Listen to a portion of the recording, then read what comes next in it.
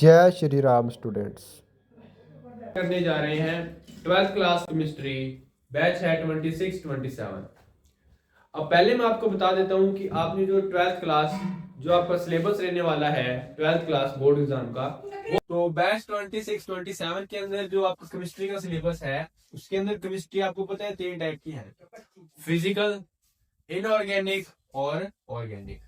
अब फिजिकल के अंदर आपके पास 3 चैप्टर्स है, इनऑर्गेनिक में आपके पास टू चैप्टर्स हैं और ऑर्गेनिक में आपके पास 5 चैप्टर्स हैं।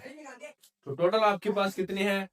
10 चैप्टर है आपके केमिस्ट्री 12th क्लास के सिलेबस के अंदर। अब जिसके अंदर फर्स्ट हमारे पास सॉल्यूशन है, फिर इलेक्ट्रोकेमिस्ट्री है और केमिकल काइनेटिक्स है। ये तीनों क्वेश्चन जो ये तीनों चैप्टर हैं सारे न्यूमेरिकल बेस्ड है। फिर आपके पास आते हैं डी और F block elements and coordination compound. ये इनऑर्गेनिक के वो चैप्टर हैं जिसके अंदर हमने डी और एफ ब्लॉक एलिमेंट्स के बारे में स्टडी करना है। फिर हमारे पास कुछ कोऑर्डिनेशन कंपाउंड होंगे, उनके बारे में स्टडी करना है। ये इनऑर्गेनिक जिसके अंदर कंपाउंड्स के बारे में डील करेंगे। फिर आ जाते हैं हम ऑर्गेनिक की तरफ। तो ऑर्गेनिक में हमारे पास 5 चैप्टर्स हैं, जिसमें हेलोल्केन हेलोरिन फर्स्ट चैप्टर है, alcohol phenol ether second chapter है, aldehyde ketone and carboxylic acid ये थर्ड चैप्टर है ऑर्गेनिक का। फोर्थ है कंपाउंड कंटेनिंग नाइट्रोजन जिसको हम अमीन्स बोलते हैं, वो वाला चैप्टर है। और लास्ट है आपके पास बायोमोलिक्यूल्स। तो ये कुछ 10 चैप्टर हैं जिनको हम 1 बाय 1 कर 12th क्लास के अंदर डिस्कस करने वाले हैं। ठीक है स्टूडेंट्स, अगर आप पहली बार जुड़े हैं तो हमारे साथ कनेक्ट हो सकते हैं। तो हम पहले चैप्टर सॉल्यूशन चैप्टर से स्टार्ट करेंगे आज के इस लेक्चर के अंदर। तो सॉल्यूशन चैप्टर स्टार्ट करते हैं स्टूडेंट हम। तो सॉल्यूशन चैप्टर में पहले हम बात करते हैं सॉल्यूशन क्या होता है। सॉल्यूशन एक होमोजीनियस सॉल्यूशन क्या है हमारे पास? एक होमोजीनियस मिक्सचर है टू और मोर देन टू कंपोनेंट। ठीक है, सॉल्यूशन क्या है? एक होमोजीनियस मिक्सचर है दो या दो से ज्यादा कंपोनेंट का, उसे हम बोलते हैं सॉल्यूशन। अभी जो सॉल्यूशन है, अब इसके अंदर मान लो हमने डिस्कस करना है ओनली एक ऐसा सॉल्यूशन हमें डिस्कस करना है जिसके अंदर दो ही आपके पास क्या हो कंपोनेंट हो। आपके सिलेबस के अंदर क्या है, आपने वो वाला सॉल्यूशन डिस्कस करना है जिसके अंदर ओनली कितने हो? 2 कंपोनेंट। तो हमने 2 कंपोनेंट वाला सॉल्यूशन ही डिस्कस करना है। तो 2 कंपोनेंट के अंदर हमारे पास सॉल्यूशन के अंदर दो ही कंपोनेंट होने वाले हैं। एक हमारे पास क्या होने वाला है? सॉल्वेंट। अनदर हमारे पास क्या होने वाला है? सॉल्यूट। सभी को पता होगा, +1 में आपने किया भी होगा कि सॉल्यूशन के दो कंपोनेंट होते हैं, सॉल्वेंट एंड सॉल्यूट। अगर 2 कंपोनेंट सॉल्यूशन है तो इसके अंदर एक सॉल्वेंट होगा, अनदर वन क्या होगा? सॉल्यूट होगा। अगर इसको इस तरह की सॉल्यूशन बनती है जिसके अंदर दो कंपोनेंट होते हैं उसे हम बाइनरी सॉल्यूशन बोलते हैं। अगर जिसके अंदर 3 कंपोनेंट है उसे टर्नरी सॉल्यूशन बोलेंगे। पर वो आपके सिलेबस में एक बार नहीं है, आपने ओनली बाइनरी सॉल्यूशन ही पढ़ना। तो ये बता दिया कि सॉल्यूशन क्या होता है। सॉल्यूशन एक होमोजेनियस मिक्सचर है मोर देन 2 कंपोनेंट्स। ठीक है, अगर दो कंपोनेंट है तो उसे हम क्या बोलते हैं? बाइनरी सॉल्यूशन बोलते हैं, जिसके अंदर दो कंपोनेंट होंगे, एक हमारे पास सॉल्वेंट होगा, अनदर वन क्या होगा? सॉल्यूट होगा। अगर हम बात करते हैं, मैंने बता दिया कि एक हमारे पास सॉल्वेंट होगा, एक क्या होगा? सॉल्यूट होगा।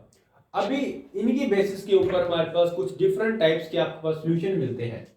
जैसे मैं बात करता हूं टाइप्स ऑफ सॉल्यूशन की। टाइप ऑफ सॉल्यूशन में कैसे? जैसे मान लो मेरे पास सॉल्वेंट था एक और प्लस क्या था? सॉल्यूट। इन दोनों को मिला के क्या बनता है? सॉल्यूशन बनता है ना। अगर हम सॉल्वेंट प्लस सॉल्यूट को मिक्स करते हैं क्या बनता है? सॉल्यूशन बनता है। अब मान लो सॉल्वेंट मेरे पास क्या है फिजिकल स्टेट में? ये सॉलिड है, ये क्या है? गैस है। फिर ये मेरे पास सॉलिड है प्लस ये क्या है? लिक्विड है।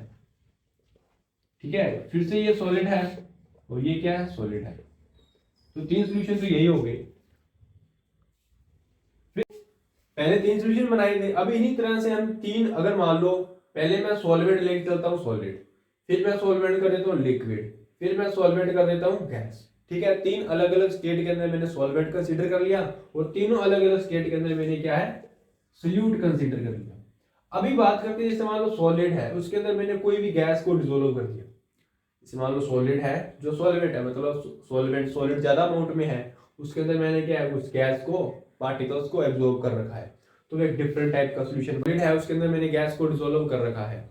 तो मान लो कोई भी एक मेटल है, जैसे कोई भी मेटल या कोई भी चारकोल हो सकता है, जैसे आप फैक्ट्री में देखते हैं कि जो हेलमेट लगे होते हैं उनके ऊपर छोटे छोटे शेक होते हैं, उनके अंदर क्या है गैसेस एब्जॉर्ब हो जाती हैं, जिसको हम एब्जॉर्प्शन का फिनोमिना बोलते हैं। एब्जॉर्प्शन क्या होता है, कोई भी सॉलिड के ऊपर कुछ गैसेस का एब्जॉर्ब होना। तो उसके अंदर ये आ गया सॉलिड प्लस गैस, ठीक है। फिर है solid plus liquid. Solid plus liquid एक जेल टाइप का सॉल्यूशन बन जाता है आपके पास, जिसको आप जेल बोलते हैं, जेली भी, ठीक है। तो ये तो आपके पास एब्जॉर्प्शन का फिनोमिना है, इसके अंदर आपके पास जेल बन जाएगा। और सॉलिड प्लस सॉलिड सबने डिस्कस किया होगा, किसी ने पहना भी होगा या किसी घर पे यूज भी होता है, अलॉयज, ठीक है। सॉलिड प्लस सॉलिड, मैंने क्या कर दिया, एक सॉल्वेंट लिया, जैसे आयरन लिया, आयरन के अंदर मैंने कॉपर स्मॉल अमाउंट में ऐड कर दिया, तो वो एलॉय बन गया, वो भी एक सोल्यूशन है। फिर आपके पास क्या है, मैंने लिक्विड के अंदर एक सॉलिड ऐड कर दिया, क्या है, लिक्विड के अंदर एक मैंने सॉलिड ऐड कर दिया। अब अगर मैं कोई लिक्विड के अंदर सॉलिड ऐड करता हूं तो वो मेरे पास एक सोल्यूशन बन जाएगा। अब वो सोल्यूशन क्या है, जैसे लिक्विड मान लो मेरे पास है, आप सुक्रोज या सुगर इन वाटर, जैसे मान लो क्या है सुगर इन वाटर, तो सुगर इन वाटर क्या है, एक लिक्विड प्लस सॉलिड सोल्यूशन है। सॉल्ट प्लस वाटर एक लिक्विड प्लस सॉलिड सोल्यूशन है। और एक मेरे पास होता है लिक्विड प्लस लिक्विड सोल्यूशन।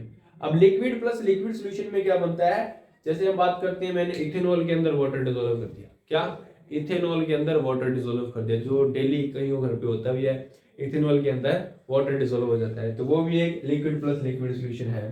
फिर मैंने क्या, लिक्विड के अंदर गैस, ठीक है। लिक्विड के अंदर गैस कैसे, अब जनरली आप देखते हैं कि जो हमारे पास वाटर प्रेजेंट होता है, उस वाटर के अंदर ऑक्सीजन गैस प्रेजेंट होती है in the form of bubble.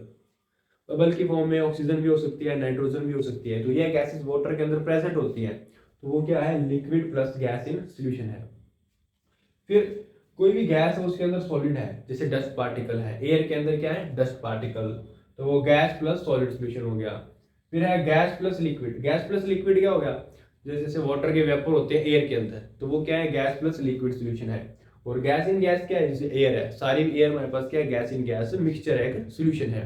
तो ये थे डिफरेंट 9 तरह के सोल्यूशन, जो कि अगर आप सॉल्वेंट और सोल्यूट की स्टेट चेंज करते हैं तो उनके बेसिस पर बनते हैं, ठीक है स्टूडेंट्स।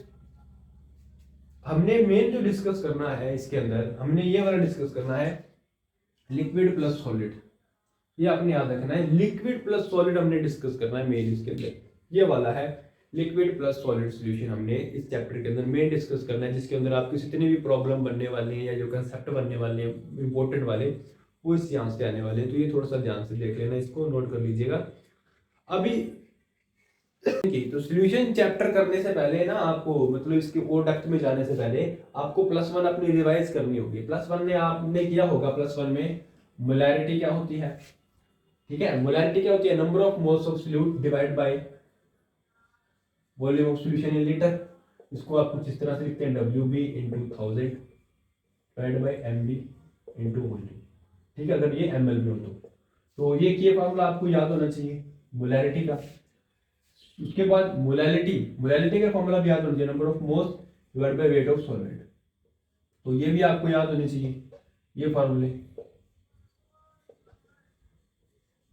ठीक है। ये मोलैलिटी का फॉर्मूला आपको आना चाहिए। फिर आपको आना चाहिए मोल फ्रैक्शन। अब XA और XB दोनों का पहले पता है, XA XB ये होता है 1 है।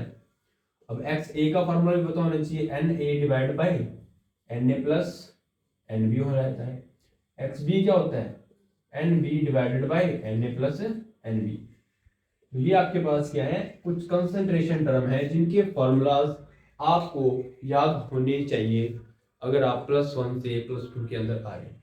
तो ये तो पहले आप तीनों याद कर लीजिए, कंसंट्रेशन टर्म है, उसके बाद ही हम फर्दर इस सॉल्यूशन चैप्टर में आगे जाने वाले हैं।